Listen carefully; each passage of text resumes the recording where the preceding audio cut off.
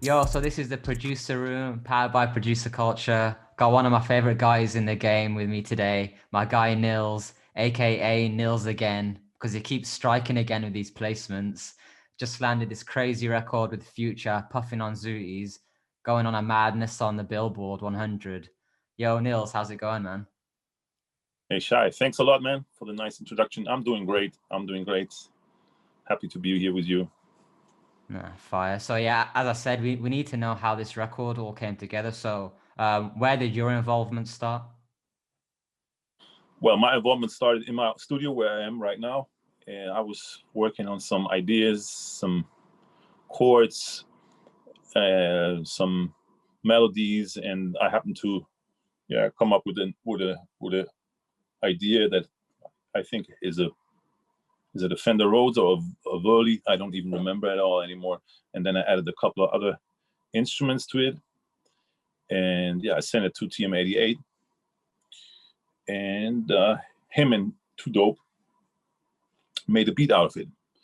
And then we heard the beat, I want to say a year or maybe 1.5 years after that happened. I guess I might be a little off with the timing, but I guess we heard that beat on snippets for the first time. And then there was also two different artists on this same beat. I think I don't know if I can even speak about it, but I think everybody heard it, and then yeah, it ended up to be on the album. So what I did is basically like the foundation of the chords, melodies, and instruments on that thing. So like if you take me back to that session, if you can remember much about making the melody, was you just feeling stuff out, or did you kind of have a vibe in your head that you wanted to crack down on? I mean, I think this initial idea must have been 2 years from now, or maybe even earlier. I don't really remember a lot, but I think I was inspired by some 80s vibes, because sometimes I go back and listen to some old music, sometimes even hits from 80s or 90s, and just listen to what they've been doing. I think that's what I was doing like a day before I made that melody. So I didn't try to copy anything at all, but sometimes it's just a certain vibe that I might have caught from one or two or three or four things that I heard that just might have a little influence on what I did. But I don't really recall at all. Usually I start with a blank canvas. I usually never or very rarely have a certain idea that I want to do. I just sit on my instruments or on the MIDI keyboard, and I just try something. And I think that's also how it started.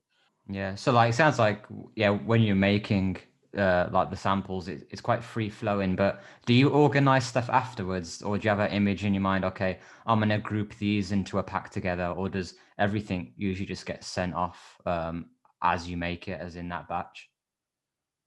Yeah, it's different. Some people get smaller packs, some people get bigger packs. Sometimes I arrange stuff differently. Sometimes I send out similar things. Usually I create ideas, and then I go back to them, and then I finish them. I don't really do that at the same time. Usually I just take 1 or 2 days off just for that in a week, and finish the ideas I had for the last week or maybe two, depending on how much I focus on it.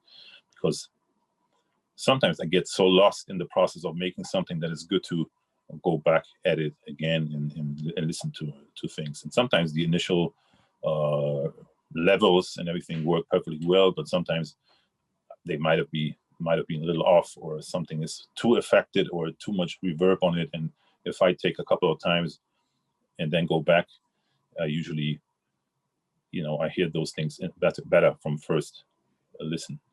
But it all depends. It's never a real routine that I follow every time. So sometimes I might just have an idea, and I say, oh, I have to send this to this producer or to that artist.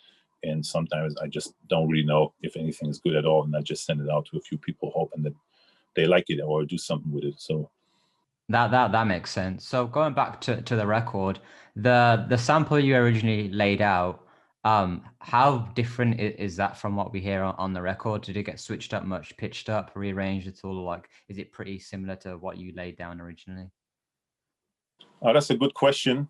Actually, with the pitch and the tempo, I haven't really checked it, but I believe it's very close. I actually believe it might be the same tempo. It might be the same key. It might also be one half step up or down, or like a little slow or a little sped up. I'm not even sure, but I mean, when I heard it, I immediately knew, I recognized it. So it must be very similar. I haven't checked it out.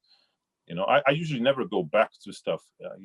Once something is out, I listen to it once or twice, and then it's kind of like, I'm either happy with it or not, but I don't really go back. So if you told me now, show me the project file, I wouldn't find it on my computer. I know I have done it because I can hear that every time I hear it, but I don't know the name. It's so many files on my computer. I wouldn't know how to find it. So I would probably, sometimes I have to do that I sit down and 2 hours to click through everything in that time period to find something, because for whatever reasons.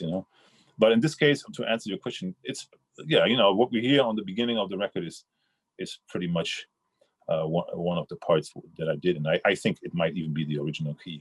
I'm not sure though.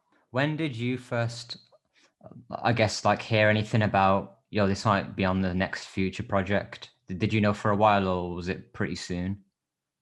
If I remember correctly, TM88 DM'd me and told me we had something coming, and I think we got on a FaceTime, if I remember correctly, and yeah, he told me basically, and that was a couple of weeks before. Usually, like I ask people this next question, but it tends to be for their first placement, their first big placement. But you've been through the process quite a lot now. But this is your highest charting track so far on the Billboard 100. So did you manage to celebrate? Did it feel good when it finally dropped and you saw how well the record did? Yeah, I knew that the song was something special because how people reacted even to the snippets and everything. People loved that, and people wanted that. But of course, when it came out, and I was listening to the whole album, I was thinking, okay, there's a couple of strong cuts on the album. There's 2 songs with Drake features on it. There's a bunch of other good features on it. I mean, it's good to see that a Future can make a record strong without any features, and of course he can. But that it was the second strongest song on the album, I didn't really expect that. So I was surprised, positively surprised, of course.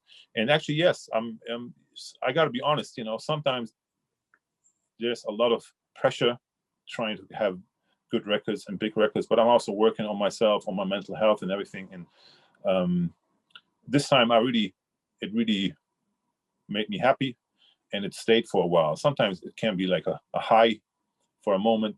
You're happy, you scored a placement, and then it can go down, and you're kind of like, yeah, it's nothing else than that. Nothing else shifts up or happens in your life.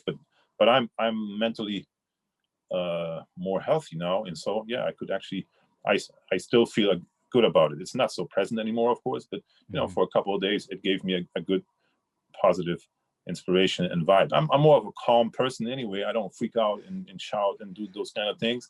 But inside, of course, I have those emotions too, and it made me feel calm and good.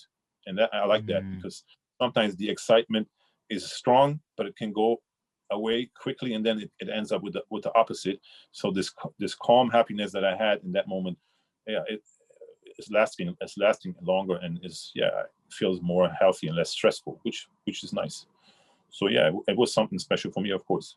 How does your approach change then, in keeping, if like as you said, you wanted to keep like a healthy mindset in terms of making sure that the lows aren't too low and the highs don't bring the lows. Like what changed for you to help you manage that better? I mean, first of all, I'm actually doing a psychotherapy, so that helps me, and that's something that I recommend everybody who think he can need help. You know, in Germany, I don't know about other countries, but in Germany, it's not like people respect that, but everybody thinks, oh, maybe something wrong with you. I think Americans are said to be a little more open to that, and I think it's one of the best things I've ever done in my life. You know, it helps me. Why? Just because it might not sound cool or like I'm a rough dude or whatever, you know, it helps me, and that's why I'm happy I started it, and so I'm learning a couple of things about myself, how my brain works, how my feelings work, how they work together, how they can work against each other sometimes, especially when it comes to fears and those kind of things. So this helped me. And then also I think, Mario Luciano said to me once, and when he said it, it resonated with me, but thinking about it like months later or years later, maybe, I like the idea. He said like, the music business doesn't go away or never goes away, something like that. I don't even exactly know what he said, but I like that because sometimes when you have successful records, it can be a problem when you think, oh, the more successful you get, the more pressure is there to repeat it. So because people are going to be like, oh, he just had one good record, or you know, maybe next week he's falling off or whatever. And this pressure, of course, is can be irritating, can be strong, can cause fear to fall off or not to be hot anymore. But you know, he was totally right with that. I mean, if I want to take off half a year not making music, I can come back, and some things might change, might have changed, but it's still there. It's not going away. So I can still go into the business again. And also, I'm trying to do music for myself. I'm trying to enjoy it myself, and allowing that more, and just being, you know, doing what I do, you know, is more fun and gives me a better self-confidence. So I feel good about it. But to really like give you a detailed answer is not easy, because it must be a sum of all the things that come together. No, I think that's really important what you've touched on there. I appreciate you being open and honest as well, because I think a lot of people need to hear that. Especially, it doesn't really get talked about, like pretty much never in the producer community as well. So I think there's a lot of value. Yeah. So is well-being now like at the top for you in terms of priorities, or do you still set yourself like milestones or little goals that you still want to tick off music-wise? I think my biggest goals or my milestones that I want to see is like placing beats or more beats. I have a few beats placed, but not so many. And I want to also make that happen. I don't know exactly why, but I just feel like, you know, I want to do that. Other than that, of course, you know, it would be nice to have a #1 record, but it's not like really something that's so important for me right at this place. Of course, it would be nice to be nominated for a Grammy again and maybe win it. It would be also nice, but it's not really what's driving me right now. I think right now it's more, what's driving me is more, I want to create good music. I want to do things I haven't done before in terms of making better music, in terms of maybe getting better at music myself. You know, I'm very hard with myself, so most of the stuff I do, I don't even like myself. So I just want to practice the instruments a little bit more. I just want to become a better musician and a better producer, I think. And these are more the goals, not so much the goals that I just mentioned first. These are the stuff that would be nice, but I try to focus more on the creative side, more on the musical side now, and try to reach goals more to get better, basically. No, that's fire. But man, we appreciate you taking the time to speak with us, break down the record, break down your approach to just the whole mindset as well. This has been the Producer Room, powered by Producer Culture, with my boy Nils, and I'll catch you on the next one. Peace.